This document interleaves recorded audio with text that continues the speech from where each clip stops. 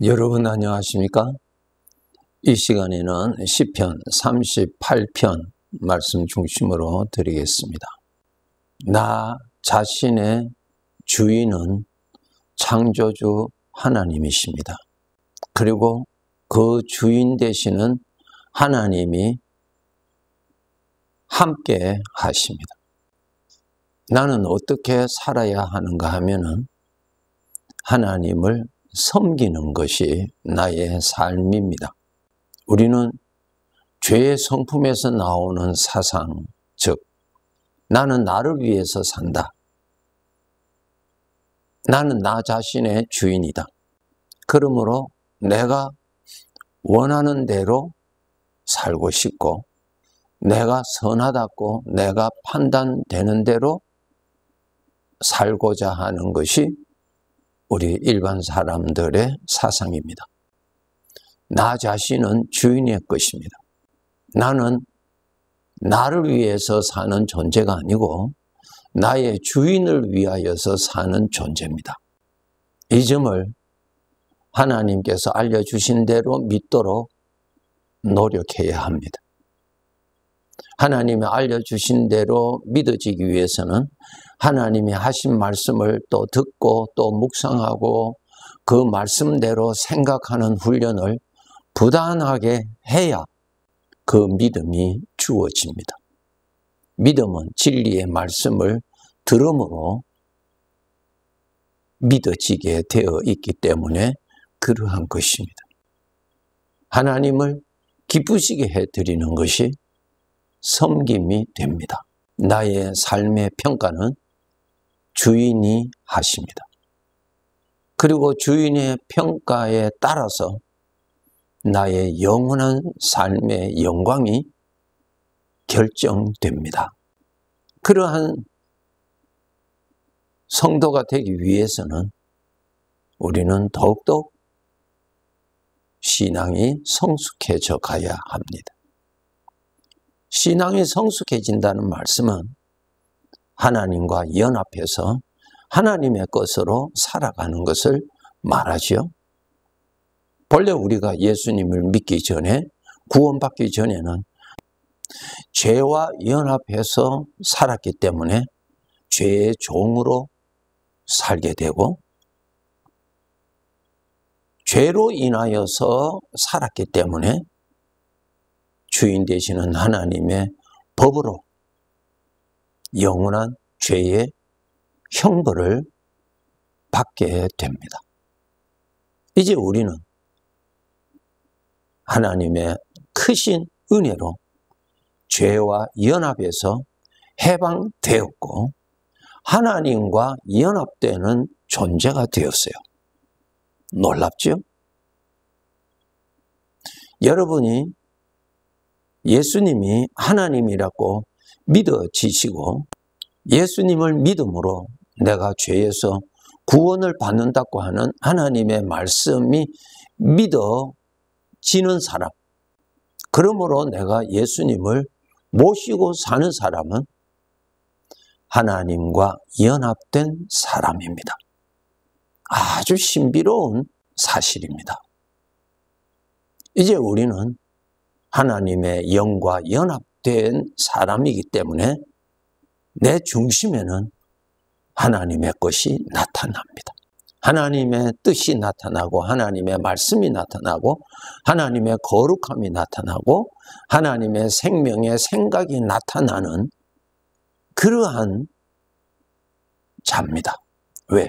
하나님과 연합이 되었기 때문에 그러한 것입니다. 그럼 과거에는 죄와 연합이 되었기 때문에 전적 죄에서 오는 영향을 받고 살았는데 이제는 하나님의 능력으로 죄에서 해방시켜 주셨기 때문에 그 죄에서 해방시켜 주셨다는 것은 죄가 나에게서 이제는 죽었다는 뜻이 아니고 죄와 나와의 관계가 이제 변화됐다는 것입니다. 이스라엘 백성들이 애굽의 종으로 살았지만은 하나님의 능력으로 이스라엘 백성들을 애굽의 종에서 해방시켜 주셨잖아요. 그 관계에서 해방시켜 주셨어요. 자유케 해 주셨죠. 해방시켜 주셨다는 뜻은 그 애굽을 없앴다는 뜻이 아니죠.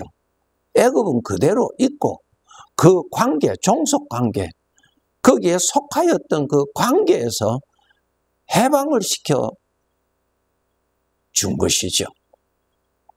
그와 마찬가지로 내가 전에는 죄와 연합이 되어서 전적 죄에서 오는 사상을 가지고 우리는 살았어요. 그것을 죄인이라고 말씀하셨죠. 그런데 하나님께서 나를 그 죄와의 관계, 연합에서 하나님께서 해방시켜 주셨어요. 그것을 구원이라 그렇게 하셨죠. 자유를 주셨어요. 그 관계에서 끊어주셨어요. 벗어났어요. 그리고 하나님과 연합시켜 주셨습니다.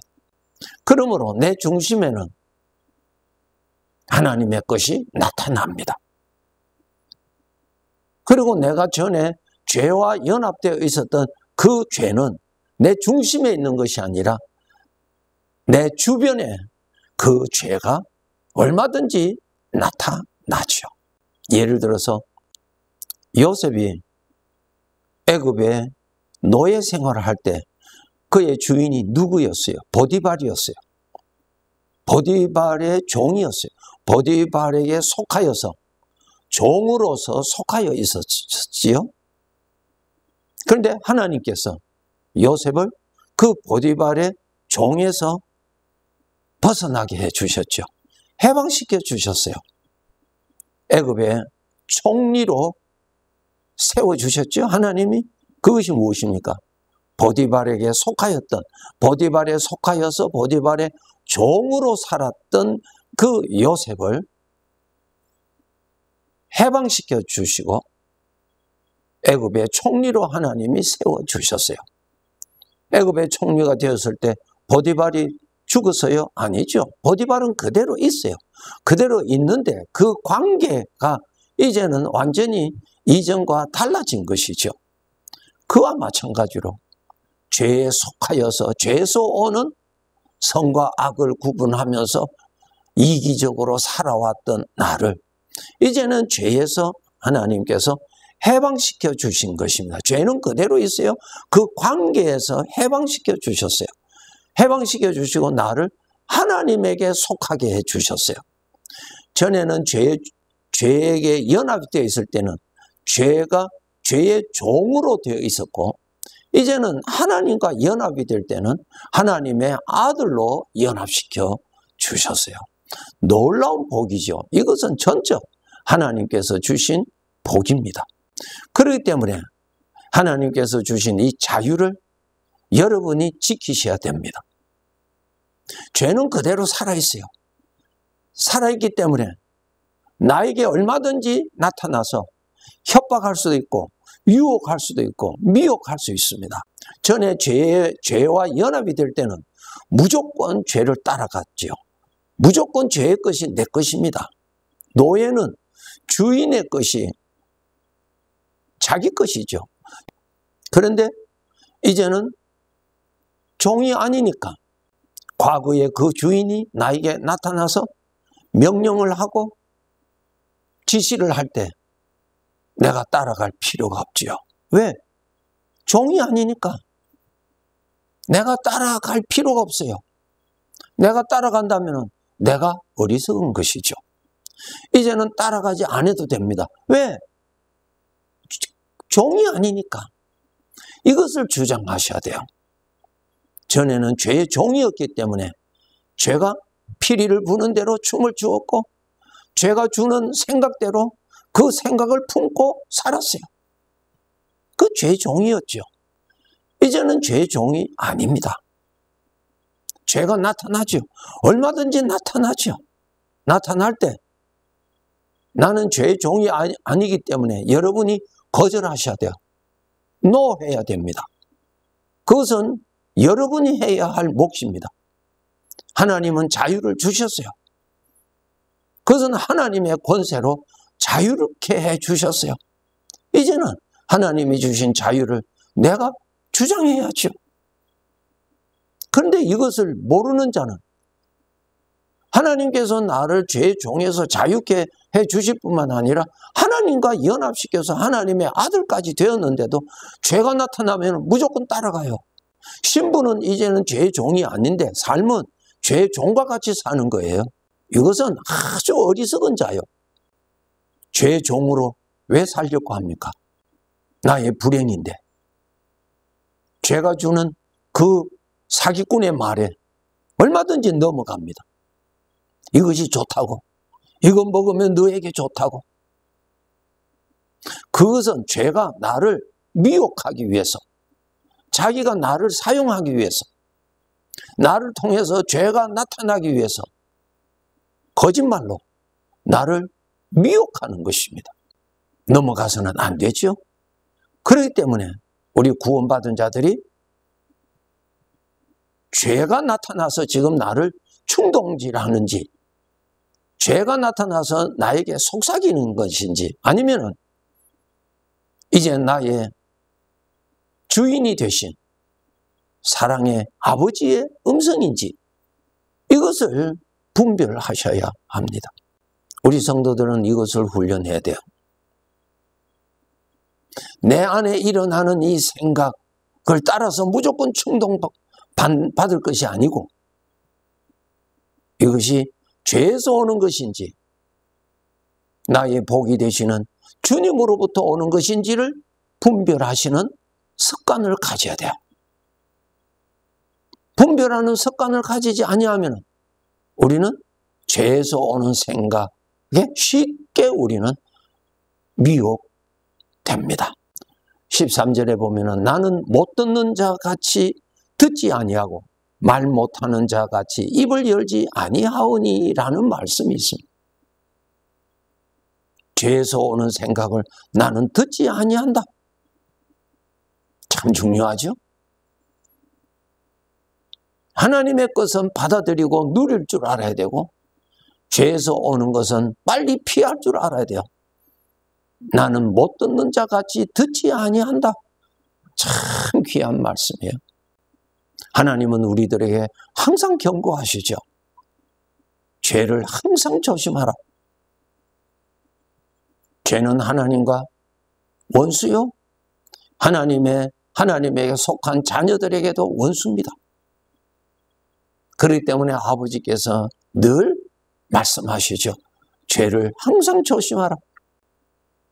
죄에서 오는 것인지, 죄가 나를 충동질하는 것인지, 죄의 충동으로 인하여서 일어나는 그 열매를 보면, 분노와 미움이 일어나는 거 보면 죄에서 오는 것입니다. 우리가 죄에서 오는 생각을, 그것을 동의하고 그것을 마음에 품으면 내 입을 통해서 죄가 나타나죠.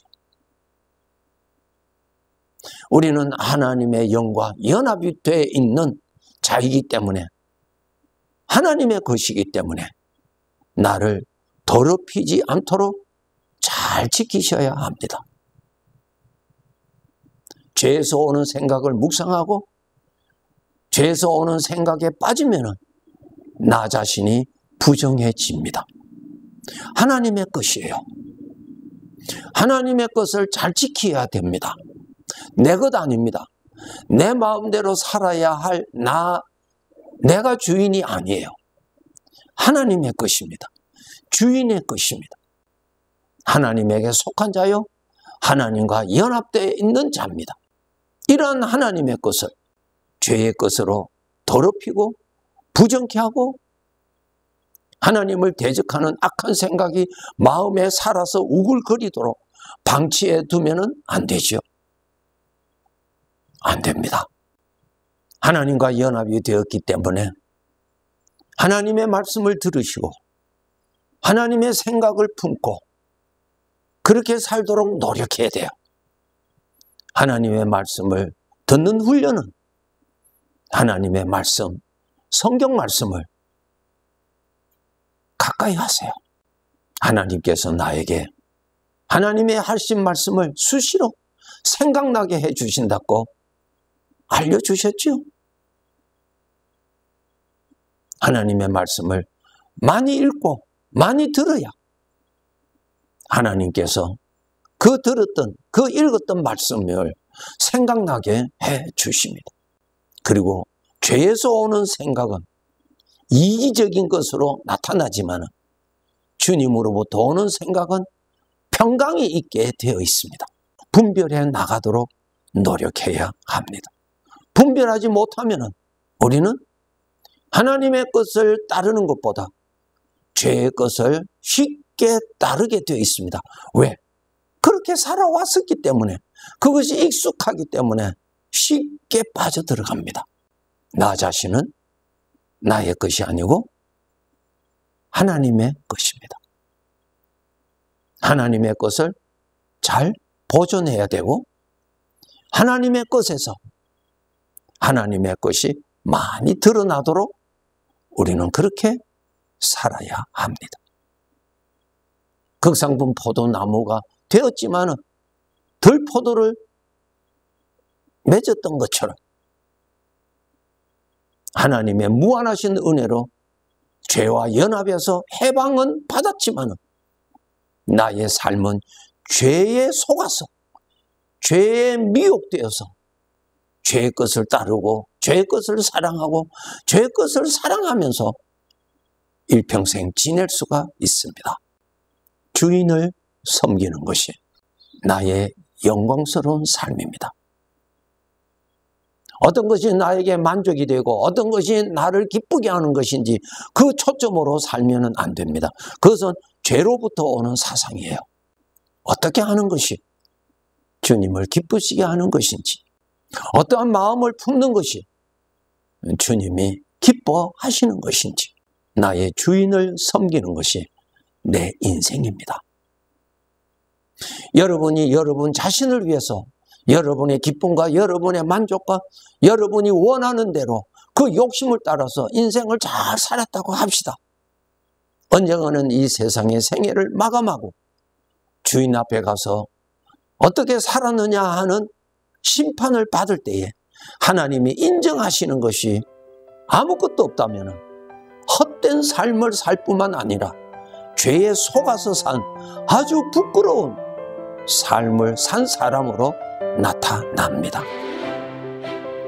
주인을 기쁘시게 한 삶만이 영원히 남습니다. 나와 함께 계시는 주인과 연합되어 있는 그 연합에서 오는 주님의 마음, 주님의 생각과 동행하면서 열심히 주인이 부르시는 그날까지 우리는 살아야 합니다. 네, 감사합니다.